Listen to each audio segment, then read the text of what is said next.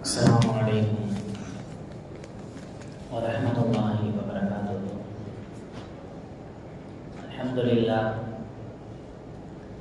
Alhamdulillahi rabbil alamin. Wassalatu wassalamu ala rasulihil karim wa ala alihi wa sahbihi ajma'in. Amma ba'd. A'udzu billahi minasy syaithanir rajim. Bismillahirrahmanirrahim. Wal fajr wa layalin 'ashr wa syafi'i bil watr. Qala Rasulullah sallallahu alaihi wasallam, ma min ayyamin al-ibadatu fihi ahabbu ila Allah min ayyamil ashr. Qalu walal jihadu fi sabili, qala walal jihadu fi sabili. புகழனைத்தும் அல்லாஹ் ஜல்ல ஷானஹு தஆலா அவனுக்கே உரித்தாகட்டுமாக. சாந்தியும் சமாதானமும் அன்பும் கருணையும் அகிலத்தின் அருள்படை அண்ணல் பெருமானார் ரசூலுல்லாஹி ஸல்லல்லாஹு அலைஹி வஸல்லம் அவர்களின் மீதும் அவர்களை சற்றும் பிசாமல் பின்பற்றி வாழ்ந்து வந்த உத்தம சத்திய சஹாபாக்கள், தாபீன்கள், தபா தாபீன்கள், நாதாக்கள், ஷுஹதாக்கள், நல்லடியார்கள், குறிப்பாக நாம் நபி சார்ந்தோர் அனைவரின் மீதும் நின்றென்றும் ஒன்றாம் நிலவட்டுமாக. இல்லாமல்ல ரப்புல் ஆலமீன் புனிதமிக்க ஜும்ஆவுடைய நாளில் நாம் செய்கின்ற அமல்களை அல்லாஹ் தஆலா ஏற்றுக்கொள்வானாக. ஜும்ஆவுடைய நாளில் நாம் செய்கின்ற துஆக்களை அல்லாஹ் தஆலா அங்கீகரிப்பானாக. இந்த நாளில் அல்லாஹ் அருளுகின்ற இறக்குகின்ற எல்லா ஹைர்களையும், எல்லா பரக்கத்துகளையும், எல்லா நிஅமத்துகளையும் முழுமையாக அடைந்து அதை அனுபவிக்கக்கூடியவர்களாக அல்லாஹ் தஆலா நம் அனைவர்களையும் மாற்றி அருள் புரிவானாக. கண்ணியமிக்க அல்லாஹ்வின் அடியார்களே, இன்னும் ஒரு சில தினங்களில் துல்ஹஜ் மாதம் ஆரம்பமாக இருக்கின்றது. உலகத்தினுடைய பல்வேறு பகுதிகளில் இருந்தும் வான் வழியாக, நீர் வழியாக, தரை வழியாக பல்வேறு மொழி பேசக்கூடிய, பல்வேறு கலாச்சார பின்னணிகளை உடைய நபர்கள் இஸ்லாம் என்கின்ற ஒற்றைக்குடையின் கீழ் ஹஜ் செய்வதற்காக வேண்டி இறையிலம் காபாவை நோக்கி படையெடுத்து செல்லக்கூடிய ஒரு சூழல். இந்த துல்ஹஜ் மாதம் என்பது அல்லாஹ் தஆலாவினுடைய பார்வையில் அல்லாஹ் தஆலா இந்த மார்க்கத்திற்கு கொடுத்த மிகப்பெரிய அருள்கொடை. பொதுவாக அல்லாஹ் தஆலா ஒரு பொருள் மேலே சத்தியமிட்டு சொல்கிறான் அப்படின்னா, அது பொருளாக இருக்கட்டும், காலமாக அல்லது இடமாக, ஏதோ ஒரு வஸ்துவின் மீது, ஒரு விஷயத்தின் மீது அல்லாஹ் தஆலா சத்தியம் இடுகின்ற பொழுது அந்த பொருள் என்பது இஸ்லாமிய மார்க்கத்தில் தனித்துவம் மிக்க விஷயமாக அது பார்க்கப்படுகின்றது. அந்த வகையில் அல்லாஹ் தஆலா சத்தியம் செய்த விஷயம்தான் சூரத்துல் ஃபஜ்ரினுடைய ஆரம்ப வசனங்கள். வல் ஃபஜ்ர், ஃபஜ்ரினுடைய வேளையின் மீது சத்தியமாக, வலையாலின் அஷ்ர், 10 இரவுகள் மீது சத்தியமாக, வஷ்ஷஃபஇ வல் வத்ர், ஒற்றைப்படை மற்றும் இரட்டைப்படை நாட்களின் மீது சத்தியமாக அப்படின்னு அல்லாஹ் தஆலா தொடர்ச்சியாக ஒரு சில நாட்கள், ஒரு சில இரவுகள் மீது சத்தியமிட்டு அல்லாஹ் தஆலா சொல்கின்றான். அந்த அல்லாஹ் தஆலா சத்தியமிட்ட ஃபஜ்ரினுடைய வேளை, அந்த 10 நாட்கள், அதே மாதிரி ஒற்றைப்படை இரட்டைப்படை நாட்கள், இதெல்லாம் எந்த மாதத்தில் சங்கமிக்குது அப்படின்னு சொன்னால், நாம் எதிர்கொள்ள இருக்கின்ற இன்னும் ஒரு சில தினங்களில் நம்மை வந்தடைய இருக்கின்ற இந்த துல்ஹஜ் மாதத்தினுடைய 10 இரவுகள் மீது அல்லாஹ் தஆலா சத்தியமிட்டு அல்லாஹ் தஆலா சொல்கிறான். அப்படின்னா அந்த விஷயத்தின் பக்கம் கொஞ்சம் சமுதாயம் கவனம் செலுத்த வேண்டும். நாட்களில் சில நாட்கள் அல்லாஹ் தஆலா சிறப்புப்படுத்தி வைத்திருக்கின்றான். ஜும்மாவுடைய நாள், சில நேரங்களை அல்லாஹ் தஆலா சிறப்புப்படுத்தி வைத்திருக்கின்றான், ஃபஜ்ரினுடைய அந்த நேரங்கள். சில இரவுகளை அல்லாஹ் தஆலா சிறப்புப்படுத்தி வைத்திருக்கின்றான், ரமலானுடைய இரவுகள், குறிப்பாக கடைசி 10 இரவுகள். அந்த வரிசையில் அல்லாஹ் தஆலா சிறப்புப்படுத்திய நாட்கள் எதுன்னு சொன்னால், துல்ஹஜ் மாதத்தினுடைய ஆரம்ப 10 நாட்களை அல்லாஹ் தஆலா சிறப்புப்படுத்தி வைத்திருக்கின்றான். ரமலானுடைய நாட்கள்ல இரவினுடைய வேளை, இரவினுடைய அந்த நேரங்கள் சிறப்பு என்று சொன்னால், துல்ஹஜ் மாதத்தினுடைய இரவு பகல் இரண்டையுமே அல்லாஹ் தஆலா சிறப்புப்படுத்தி அல்லாஹ் தஆலா வைத்திருக்கின்றான். ஏன் துல்ஹஜ் மாதத்துல இவ்வளவு சிறப்புகள் அல்லாஹ் தஆலா கொடுத்திருக்கான் அப்படின்னு சொன்னா, ரமலானுடைய நாட்கள் சிறந்தவை, ஆனா துல்ஹஜ் மாதத்துல ஏன் அல்லாஹ் தஆலா இந்த மாதத்தை, இந்த 10 நாட்கள் அல்லாஹ் தஆலா சிறப்புப்படுத்தி இருக்கிறான் அப்படின்னு சொன்னா, இஸ்லாத்தினுடைய அனைத்து கடமைகளும் சங்கமிக்கக்கூடிய ஒரு மாதம் இந்த துல்ஹஜ்ஜினுடைய மாதம். இஸ்லாத்தினுடைய தொழுகை கடமையாக்கப்பட தொழுகை வந்துருது. அதே மாதிரி பிற நபர்களுக்கு கொடுக்க வேண்டிய அந்த ஈகை குணம் குர்பானி மூலமாக நாம் நிறைவேற்றுகின்றோம். நமக்கெல்லாம் தெரியும், இஸ்லாத்தினுடைய 5வது கடமையாக இருக்கக்கூடிய ஹஜ் மற்ற மாதத்தில் நிறைவேற்ற முடியாது, இந்த மாதத்தில் மட்டும்தான் நிறைவேற்ற முடியும். அதே மாதிரி நோன்பு 9வது நாள் அரஃபாவுடைய நாளை வைக்கக்கூடிய நோன்பு. இப்படி இஸ்லாத்தினுடைய ஒட்டுமொத்த கடமைகளும் இந்த துல்ஹஜ்ஜினுடைய மாதத்துல சங்கமிப்பதனால் அல்லாஹ் தஆலா இந்த மாதத்தை அல்லாஹும் ரசூலும் சிறப்புப்படுத்தி வைத்திருக்கின்றார்கள். அல்லாஹ் தஆலா இந்த நாட்களுடைய சிறப்பு அல்லாஹ் தஆலா முன் சென்ற எல்லா சமுதாயத்தினர்களுக்கும் ரப்புல் ஆலமீன் என்ன செஞ்சான்னு சொன்னா, இந்த நாட்கள் அல்லாஹ் தஆலா சிறப்புப்படுத்தி வைத்திருந்தான். அதனால தான் அல்லாஹ் தஆலா நபி மூசா அலைஹிஸ்ஸலாம் அவங்கள பேசுவதற்காக வேண்டி அழைக்கின்ற பொழுது 30 நாள் நோன்பு வைக்க சொல்லி அல்லாஹ் தஆலா மூசா அலைஹிஸ்ஸலாம் அவங்களுக்கு கட்டளையிட்டான். கடைசியில் ஒரு 10 நாள் அதிகப்படுத்தும்படியும் அல்லாஹ் தஆலா மூசா அலைஹிஸ்ஸலாம் அவங்களுக்கு கட்டளையிட்டான். அந்த துல்காஅதாவினுடைய 30 நாட்கள் நோன்பு வைக்க சொன்ன ரப்புல் ஆலமீன் அடுத்து வரக்கூடிய மாதம் துல்ஹஜ்ஜினுடைய மாதம் என்பதனால் நீங்க என்ன செய்யுங்க, முதல் 10 நோன்பை நோர்த்து வத்மம்னாஹபி அஷ்ரின் 40ஆக நோர்த்து இந்த துல்ஹஜ் மாதத்தினுடைய ஆரம்ப 10 நாட்களிலும் நீங்கள் நோன்பு வைக்க வேண்டும், என்னிடம் பேச வேண்டும் என்று சொன்னால் அப்படின்ற நிபந்தனையை அல்லாஹ் தஆலா என்ன செஞ்சான் அப்படின்னு சொன்னா, நபி மூசா அலைஹிஸ்ஸலாம் அவங்களுக்கு அல்லாஹ் தஆலா கொடுத்தான்.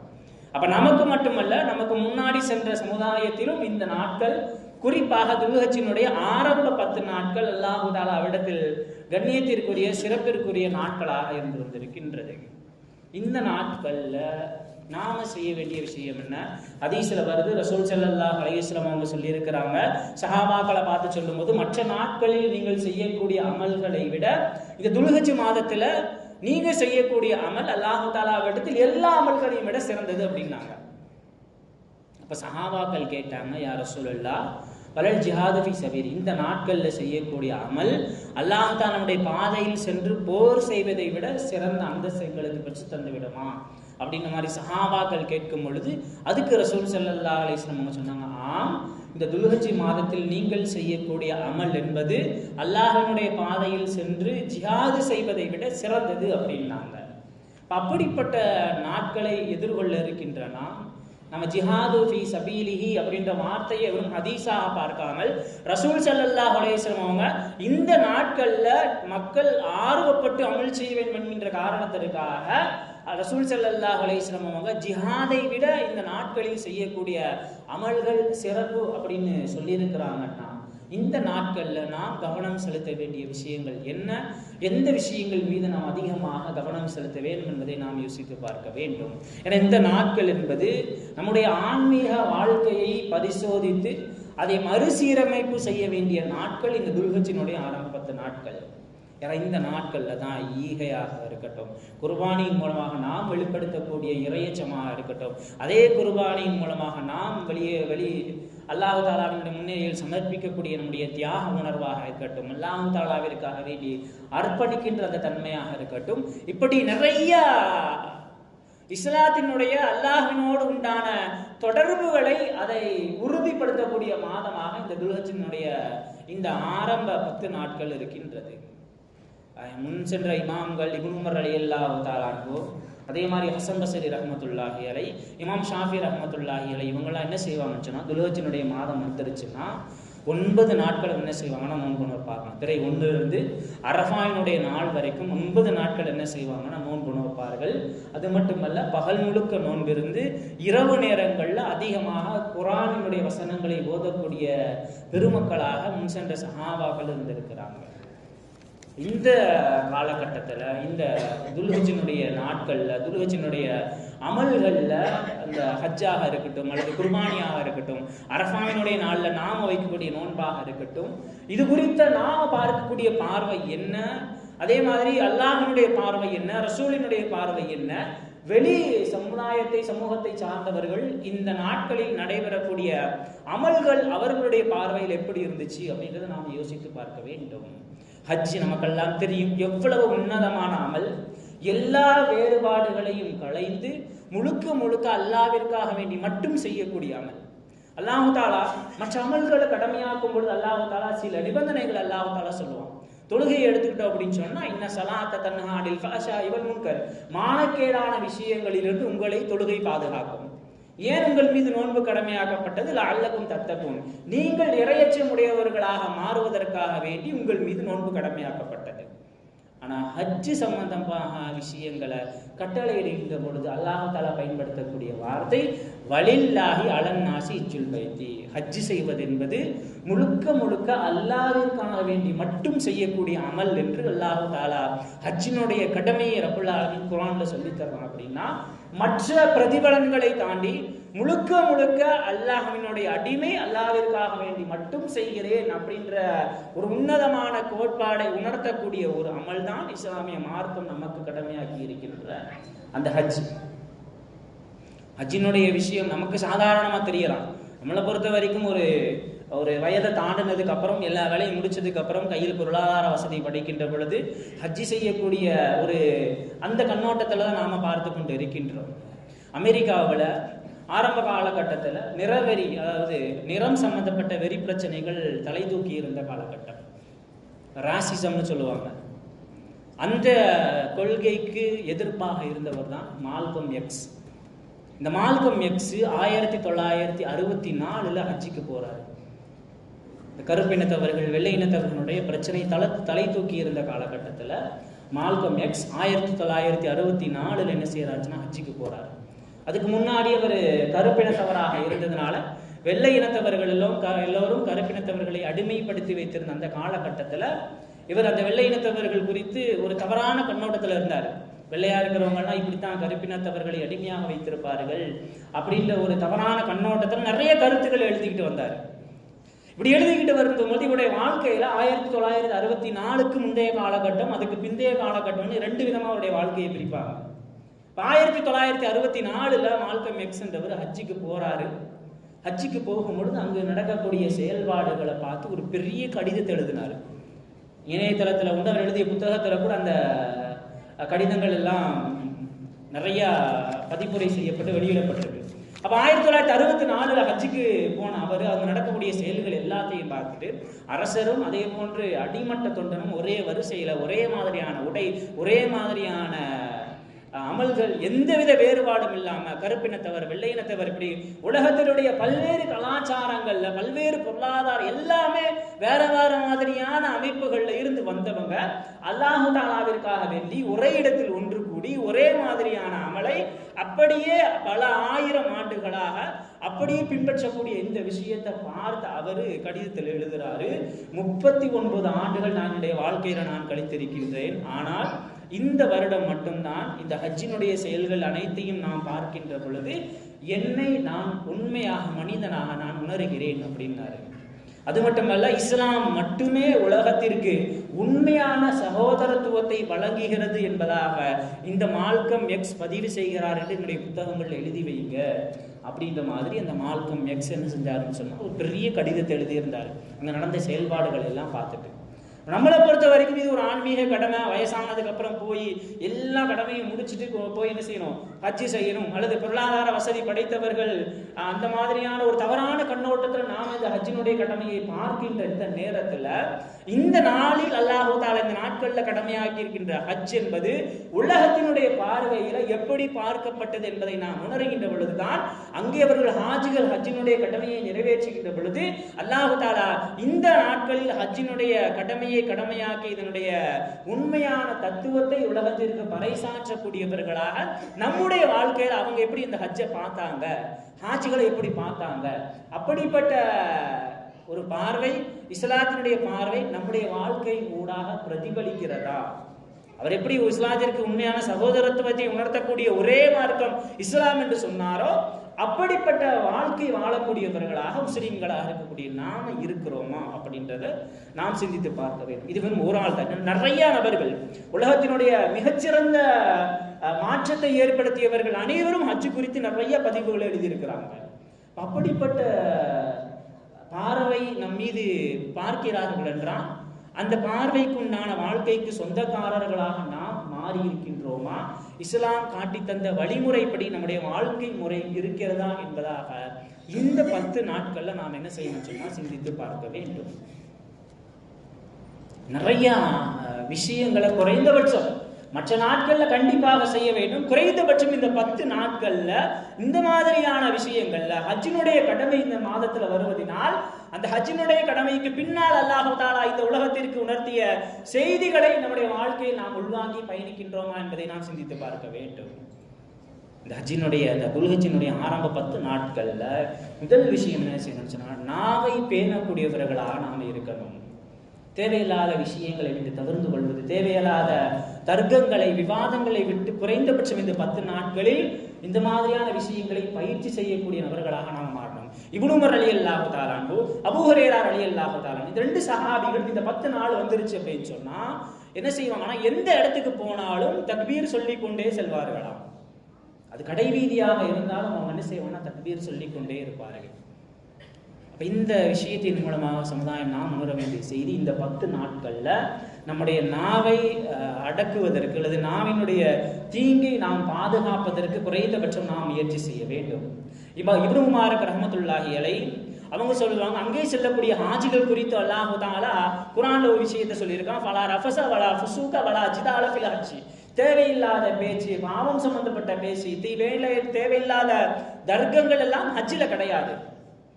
அப்ப என்ன அர்த்தம்னா, அங்கே செல்லக்கூடிய ஹாஜிகள் அதை நிறைவேற்றுகின்ற பொழுது அந்த மாதத்தை அடையக்கூடிய நாமும் என்ன செய்யணும்னு சொன்னா, தேவையில்லாத பேச்சுகளை, வீண் விவாதங்களை, வீண் தர்க்கங்களை விட்டு தவிர்த்து கொள்ளக்கூடிய ஒரு முயற்சியில் நாம் ஈடுபட வேண்டும்.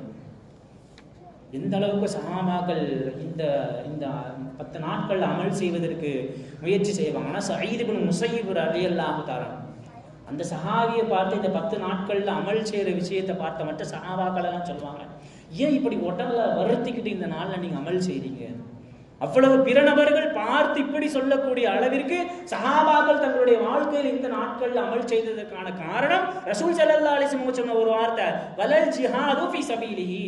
அல்லாஹ் தஆலாவுடைய பாதையில் நீங்கள் சென்று போர் செய்வதை விட இந்த நாட்கள்ல நீங்க செய்யக்கூடிய அமல் அல்லாஹ் தஆலாவுக்கு பிரியமானதாக இருக்கும் என்று ரசூல் ஸல்லல்லாஹு அலைஹி வஸல்லம் அவர்கள் சொன்ன அந்த வார்த்தையை தங்களுடைய வாழ்க்கையின் ரீதியாக, வாழ்க்கையில் அமல்கள் ரீதியாக அதை வெளிப்படுத்தி சஹாபாக்கள் அதனுடைய பயனை அடைந்து கொண்டார்கள். குறைந்தபட்சம் இந்த நாட்கள்ல அல்லாஹ் தஆலா ஹஜ்ஜில எப்படி தேவையில்லாத விஷயங்களை எல்லாம் தவிர்த்து கொள்ள வேண்டும் என்று கட்டளையிட்டானோ அதே போன்று வாய்ப்பு கிடைக்கப்பெற்றவர்கள் ஹஜ்ஜிலே நிறைவேற்றுவார்கள். வாய்ப்பு கிடைக்கப்பெறாதவர்கள் குறைந்தபட்சம் அந்த 10 நாட்களில் இந்த அமலை செய்யக்கூடியவர்களாக மாற வேண்டும். இரண்டாவது, இந்த துல்ஹஜ் மாதத்துல நாம கவனம் செலுத்த வேண்டிய விஷயம் குடும்ப உறவை பேணுகின்ற விஷயம். ஹஜ் என்பது ஒரு குடும்பத்தினுடைய தியாகத்தினுடைய அர்ப்பணிப்பினுடைய வெளிப்பாடு தான் ஹஜ் அப்படின்னு சொல்லக்கூடிய அமல். நமக்கெல்லாம் தெரியும், சஃபா மர்வா மலைக்கு மத்தியிலே ஏன் ஹாஜிகள் ஓடுகின்றார்கள், ஜம்ஜம் நீருடைய வரலாறு என்ன, இப்படி அந்த ஹஜ்ஜினுடைய அந்த அமல்களினுடைய பின்னணியை பார்க்கின்ற பொழுது ஒரு குடும்பம் அல்லாஹ் தஆலாவிற்காக வேண்டி தியாகம் செய்த அந்த தியாக உணர்வையும் அல்லாஹ் தஆலாவிற்காக வேண்டி அவர்கள் அர்ப்பணித்த அந்த அர்ப்பணிப்பையும் நாம் பார்க்க முடியும் என்று சொன்னால், இந்த 10 நாட்கள்ல குறைந்தபட்சம் குடும்ப உறவை பேணுகின்ற விஷயத்துல நாம் கவனம் செலுத்த வேண்டும். இன்னைக்கு நம்ம குடும்ப உறவுகள்ல அதிகமான விரிசல்கள். கொஞ்சம் நாம ஹஜ்ஜை இப்படிப்பட்ட கோணத்துல நாம பார்க்க வேண்டும். ஒரு குடும்பம் அல்லாஹ் தஆலாவிற்காக வேண்டி இறைவழியில் அந்த குடும்பம் தன்னுடைய குடும்ப வாழ்க்கையை செலுத்துகிறது என்று சொன்னால், குறைந்தபட்சம் கணவன், மனைவி, அந்த பிள்ளைகள் 3 நபர்களும் தங்களுடைய குடும்ப வாழ்க்கையில் இறை சிந்தனை அதிகமாக இறைவனுக்காக அந்த குடும்பம் வாழுகின்ற பொழுது அந்த குடும்பம் செய்யக்கூடிய சிறு தியாகங்களும் உலக அளவில் போற்றப்படும் என்பதைத்தான் இந்த ஹஜ்ஜினுடைய அமல்கள் நமக்கு கற்றுத் தருகின்றது. ஒரு குடும்பமாக, ஒரு தாய், தந்தை, ஒரு பிள்ளை, இந்த 3 பேரும் இறை சிந்தனையோடு வாழ்ந்து அல்லாஹ் தஆலாவிற்காக வேறு எந்த நினைவும் இல்லாமல் முழுக்க அல்லாஹ் தஆலாவிற்காக அவர்கள் சிறு விஷயத்தை தியாகம் செய்தாலோ அல்லது சின்ன விஷயத்தை அர்ப்பணித்தாலோ அல்லது அவர்கள் இறை சிந்தனையோடு எதை செய்தாலும் அதை உலகமே அங்கீகரிக்கும், உலக முடிவு நாள் வரை அது நிலைத்திருக்கும் என்கின்ற ஒரு உணர்வை இந்த ஹஜ்ஜினுடைய விஷயமும் இந்த துல்ஹஜ்ஜினுடைய 10 நாட்களில் நாம் செய்கின்ற இந்த குர்பானி என்று சொல்லக்கூடிய அமலும் நமக்கு கற்றுத் தருகிறது என்று சொன்னால், குறைந்தபட்சம் இந்த 10 நாள்ல, மற்ற நாட்களில் முயற்சி செய்ய வேண்டும். முடிந்த அளவு குறைந்தபட்சம் இந்த 10 நாளை அது மாதிரியான வாழ்க்கைக்கான பயிற்சி களமாக இந்த 10 நாட்களை நாம் என்ன செய்யணும், பயன்படுத்திக் கொள்ள வேண்டும். அடுத்ததாக குர்பானி அப்படின்னு சொல்லக்கூடிய அமல். அந்த குர்பானி அப்படின்றது நாம் என்ன நினச்சிட்டோம் அப்படின்னு சொன்னால் அது வெறும் ஒரு சடங்கு ரீதியான ஒரு அமலாக இன்னைக்கு சமுதாயத்தில் மாறிக்கிட்டு வருது. இப்ராஹிம் அலைஹிஸ்ஸலாம் தன்னுடைய மகனை அறுக்க துணிந்த அந்த செயலுக்காக வேண்டி அல்லாஹ் தஆலா இந்த மார்க்கத்திற்கு கடமையாக்கிய அமல் தான் குர்பானி அப்படின்னு சொல்லக்கூடிய அமல். அப்படிப்பட்ட அர்ப்பணிப்பு உணர்வு நம்மிடத்தில் வெளியாகும் விதமாக, அப்படிப்பட்ட உணர்வை அல்லாஹ் தஆலாவிடத்தில் சமர்ப்பிக்கும் விதமாக அந்த அமலை நாம் பார்க்க வேண்டும். இன்னைக்கு என்ன நினைச்சிட்டோம்னு சொன்னா, அந்த பிராணி சம்பந்தப்பட்ட விஷயத்துல இந்த பிராணியை போட்டு தேடிக்கிட்டு வாங்கிக்கிட்டு அதுக்கு தீனி, அது சம்பந்தப்பட்ட விஷயத்துல சுத்தம் செய்யறது, அதை மேய்க்கிறது, இந்த மாதிரியான விஷயத்துல நாம் என்ன செஞ்சிட்டோம்னு சொன்னா கொஞ்சம் கவனக்குறைவு அப்படியே மாறி மாறி மாறி இன்னைக்கு குர்பானி அப்படின்றது ஒரு சடங்கு ரீதியாக நிறைவேற்றப்படக்கூடிய அமலாக சமூகத்துல மாறி வருது. அப்படிப்பட்ட தன்னுடைய சொந்த மகனை அறுக்க துணிந்த அந்த தியாக உணர்வை வெளிப்படுத்துகின்ற அந்த அமல் சரியான முறையில் நம்மிடத்தில் இருந்து வெளியேறுகின்ற பொழுதுதான், அல்லது நாம் நடைமுறைப்படுத்துகின்ற பொழுதுதான் அல்லாஹு தஆலா எப்படி இப்ராஹிம் அலைஹிஸ்ஸலாம் அவர்களை கபூல் செய்து அல்லாஹு தஆலா அவர்களுக்கு உயர்ந்த அந்தஸ்தை இம்மையிலும் மறுமையிலும் கொடுத்தானோ, அப்படிப்பட்ட அந்த அந்தஸ்துக்கு சொந்தக்காரர்களாக நாம் மாறணும்னு சொன்னா அந்த தியாக உணர்வு நம்மிடத்தில் வரக்கூடிய அமலாக இது குர்பானி அப்படின்னு சொல்லக்கூடிய அமல் இருக்க வேண்டும். அடுத்த மக்களால் தெரியும், இந்த நாளில் நாம் நோக்கக்கூடிய அந்த அரஃபா அப்படின்ற நோன்பு உலகத்திற்கு ரசூல் ஸல்லல்லாஹு அலைஹி வஸல்லம் ஒரு ஹியூமனிட்டி கிரைசிஸ், உலகத்திற்கு சமூகம் எப்படி இருக்க வேண்டும் என்று ஒரே நாளில் பாடம் எடுத்த ஒரு நபி ரசூலுல்லாஹி ஸல்லல்லாஹு அலைஹி வஸல்லம். மனித இனத்திற்கான பாடம் என்பது அரஃபாவினுடைய நாளில் எடுக்கப்பட்டது. வெறும் முஸ்லிம்களுக்கு மட்டுமல்ல, மனித வாழ்க்கை எப்படி இருக்க வேண்டும், மனிதன் தன்னுடைய கூட்டாக, குடும்பமாக, சமுதாயமாக எப்படியெல்லாம் சரியான முறையில் வாழ வேண்டும் என்று சமூக நீதியை உலகத்திற்கு கற்பித்த ஒரு நாள் அந்த அரஃபாவினுடைய நாள். அப்படிப்பட்ட நாளை நாம் அடைகின்ற பொழுது அந்த நாளில் நோன்பு நோற்பது, அதே மாதிரி அல்லாஹ் தஆலாவிடத்தில் அதிகமாக பாவ மன்னிப்பு தேட, இதெல்லாம் முன்னாடியே நாம் திட்டமிட்டுக்கணும். நம்ம சமுதாயத்தில் என்னன்னா, அன்னைக்கு முந்தின நாள் தான் குர்பானி சம்பந்தப்பட்ட விஷயத்தில் நாம் ஈடுபடுவோம், அல்லது உடை சம்பந்தப்பட்ட பர்ச்சேஸ் எல்லாமே அன்னைக்கு தான் நாம் வச்சிருப்போம். அப்ப இந்த 10 நாளை நெருங்குவது, 10 நாளை அடைவதற்கு முன்னால் இது சம்பந்தப்பட்ட விஷயத்துல முன்னாடியே நாம் என்ன செய்யணும்னா திட்டமிட்டு அந்த நாளை அமலுக்குரிய நாளாக நாம் ஒதுக்கிவிட வேண்டும். அடுத்து அந்த நாளில் 10வது நாளில் நாம் கொடுக்கக்கூடிய குர்பானியை நம் கரத்தால் என்ன செய்யணும்னா ஏழை எளியோர்களுக்கு ஈகை குணத்தோடு அதை கொடுக்கக்கூடிய மக்களாக மாறிடும். இதுக்கு என்னன்னா, அந்த இறைச்சி அப்படின்னா அதோடைய வாடை அதெல்லாம் போட்டு பிரித்து நாம் உட்காந்து கழுவிக்கிட்டு அப்படின்ற ஒரு சோம்பேறித்தனத்தில் என்ன செஞ்சிடறோம் சொன்னால் அப்படியே கொண்டு போய் கண்மூடித்தனமாக யார்கிட்டையும் நாம் கொடுத்துட்டு வந்துடுறோம். சரியாக கணக்கிட்டு நம் கரத்தால் நாம் இறங்கி அந்த நாளில் களப்பணி ஆற்றுவது தான் அல்லாஹ் தஆலா அவனுடைய பொருத்தத்தை பெற்று தரும் என்பதை நாம் நினைவில் கொள்ள வேண்டும். இது எல்லாத்தையும் தாண்டி ஹஜ்ஜில ஹாஜிகள் அவர்கள் அடையக்கூடிய நன்மையையும், அதே போன்று ஹாஜிகள் அவர்களுடைய செயல்கள் மூலமாக அல்லாஹ் தஆலாவிடத்தில் பெறக்கூடிய அந்தஸ்தை ரசூல் ஸல்லல்லாஹு அலைஹி வஸல்லம் அவங்க அங்கே போகாமலே சில அமல்களை செய்வதன் மூலமாக நாம் அடைந்து கொள்ளலாம் அப்படின்னு நமக்கு சில அமல்களை கற்று தந்திருக்கிறாங்க. எல்லாத்துக்குமே ஆசை இருக்கும், ஹஜ் செய்ய வேண்டும் என்பது, ஹஜ்ஜினுடைய நன்மைகளை பெற வேண்டும் என்பது எல்லோருடைய ஆசையாக கண்டிப்பாக இருக்கும்.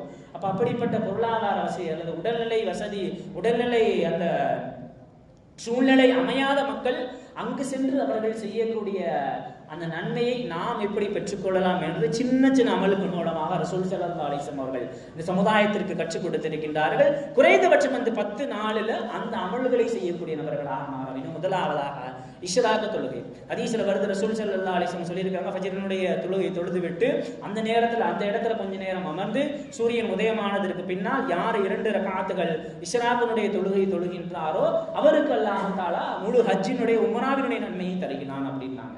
பள்ளிவாசலுக்கு மார்க்க கல்வி கற்றுக்கொள்வதற்காக வெடிவர் நடந்து வருவது. ஹதீஸ்ல வருது, ரசூல் ஸல்லல்லாஹு அலைஹி வஸல்லம் சொல்லி இருக்கிறாங்க, எவர் ஒருவர் பள்ளிவாசலுக்கு மார்க்க விஷயங்களை கற்றுக்கொள்வதற்காக அல்லது கற்றுக் கொடுப்பதற்காக பள்ளிவாசலை நோக்கி செல்கின்றாரோ அவருக்கு அல்லாஹ் தஆலா ஹஜ்ஜினுடைய உம்ராவினுடைய நன்மை அல்லாஹ் தஆலா கொடுக்கின்றார். தொழுக ஜமாத்தாக தொழுவதற்கு யார் புறப்பட்டு செல்கின்றாரோ, வீட்டில் ஹதீஸ்ல வருது, எவர் ஒருவர் வீட்டிலே ஒழு செய்து ஜமாத்தினுடைய தொழுகையை நிறைவேற்றுவதற்காக வேண்டி பள்ளிவாசலை நோக்கி எவர் புறப்படுகின்றாரோ அவர் ஹஜ்ஜுக்கு செல்லக்கூடியவர் எப்படி இஹ்ராம் அணிந்து செல்வாரோ அப்படிப்பட்ட நிலையில் சென்று தொழுது விட்டு திரும்புகின்ற பொழுது ஹஜ்ஜினுடைய நன்மையை பரிபூர்ணமாக பெற்றவராக திரும்புகிறார் அப்படின்னு நாங்கள் ரசூலுல்லாஹி ஸல்லல்லாஹு அலைஹி வஸல்லம். இந்த மாதிரியான அமல்கள் இந்த நாட்களில் கவனம் செலுத்த வேண்டும். இதெல்லாத்தையும் தாண்டி ஹதீஸில் நமக்கெல்லாம் தெரியும், ஒரு சஹாபி போருக்கு ரசூல் ஸல்லல்லாஹு அலைஹி வஸல்லம் அவங்க எல்லாத்தையும் தயார்படுத்தி கொண்டு இருக்கின்ற அந்த நேரத்தில் ஒரு சஹாபி வர்றாங்க, வந்து யார சொல்லலாம், நானும் போருக்கு வர்றேன் அப்படிங்கும் பொழுது அப்போ ரசூல் ஸல்லல்லாஹு அலைஹி வஸல்லம் கேட்டாங்க, நமக்கு தாயார் இருக்கிறார் யார சொல்லலாம், வயதான தாய் ஒருவர் இருக்கின்றார். உடனே ரசூல் ஸல்லல்லாஹு அலைஹி வஸல்லம் சொன்னாங்க, போய் அந்த தாயாருடன் நீ சேர்ந்து கொள். அந்த அமல் தான் இந்த ஜிஹாதை விட மட்டுமல்ல, ஹஜ்ஜை விட உம்ராவை விட அதிகமாக நன்மைகளை பெற்று தரக்கூடிய அமல் நீ உன்னுடைய தாயாருக்கு செய்கின்ற பணிவிடை. அப்ப இந்த நாட்கள்ல மற்ற நாட்களில் பெற்றோரை மதிக்க வேண்டும், பெற்றோருக்கு பணிவிடை செய்ய வேண்டும். குறைந்தபட்சம் இந்த 10 நாட்களில் பெற்றோருக்கு பணிவிடை செய்கின்ற அந்த அமல் ஹஜ்ஜிக்கு சென்று வரக்கூடிய ஹாஜிகளுக்கு எந்த அளவிற்கு நன்மையை பெற்றுத்தருமோ அதே போன்ற நன்மையை பெற்றுத்தரும் அப்படின்னு நாங்கள் ரசூலுல்லாஹி ஸல்லல்லாஹு அலைஹி வஸல்லம்.